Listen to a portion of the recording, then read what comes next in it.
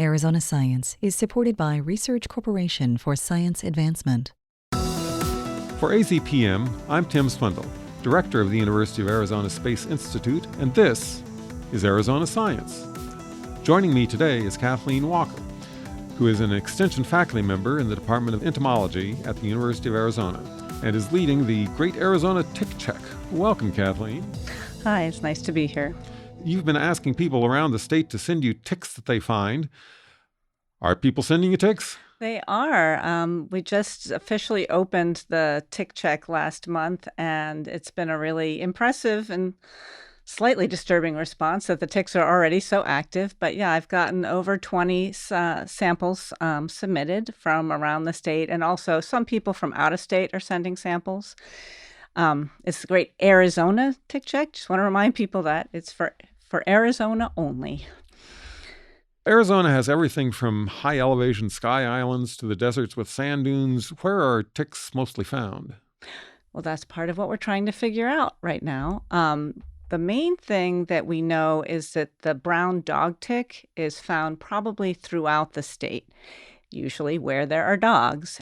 What we're finding, though, is that there are other ticks in different parts of the state, and we usually don't know that they're there until somebody gets some weird fever. And we would like to figure out where the ticks are before people get weird fevers. That's the goal of the Great Arizona Tick Check. And why are you doing this project?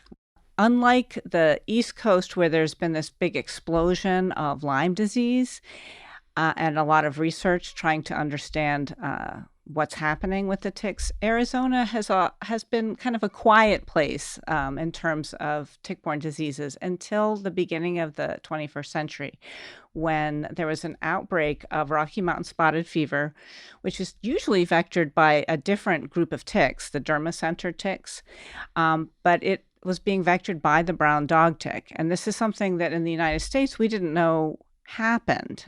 It turns out that Rocky Mountain spotted fever, the Rickettsia bacteria, was able to move into this new tick, and it caused an outbreak on several tribal communities, and there were deaths, particularly deaths of children, because the doctors, the pediatricians, didn't recognize it. They're like, we don't have Rocky Mountain spotted fever here.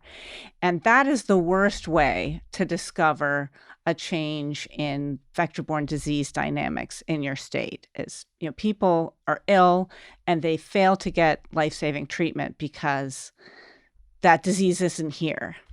Are you asking people to go out and look for ticks, or are you just wanting people to send in ticks No. they find? I don't want people to do anything out of the ordinary that could possibly expose them to ticks on purpose. My lab, we're going out and doing that. But no, it's just that people come in contact with ticks. They find them on their dogs, they find them on their kids. And this is a 4-year project. So my hope is that if lots of people in the state are aware of this, if they have the misfortune to encounter a tick, there will be a little silver lining, because they'll know that they can contribute not just to their own well-being, but also make a contribution to everyone in the state by adding it to our collection. We've been talking about the diseases that ticks carry, but are they really just getting a bad rap? I think it's really hard to have warm thoughts towards a blood-sucking parasite. But they are actually very amazing creatures. They are incredibly resilient. The hard ticks only feed 3 times in their entire life, and then they go for months, sometimes even a year, in between feeding. They drink the air. They can drink water, some of them, but most of their hydration comes from pulling water vapor out of the air. So they're amazing survivors. You may not like them, but you have to be impressed. They are some of the toughest creatures I've ever seen. And I could make the argument that although we don't like parasites, don't you prefer them to predators? I'd much rather give a tiny bit of blood to this little creature than, be eaten alive by a giant one. So it's the economy form of predation. Well, good luck with it, and thanks for coming in and talking with us. Well, thank you, and remember me if you find a tick. Our guest today has been Kathleen Walker, an entomologist who is leading the Great Arizona Tick Check. This is Tim Swindle, and you have been listening to Arizona Science.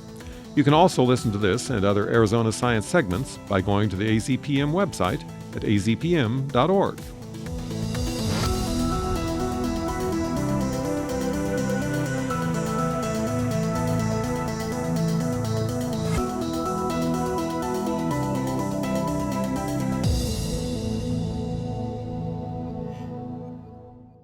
Thank you to Research Corporation for Science Advancement for their support of Arizona Science.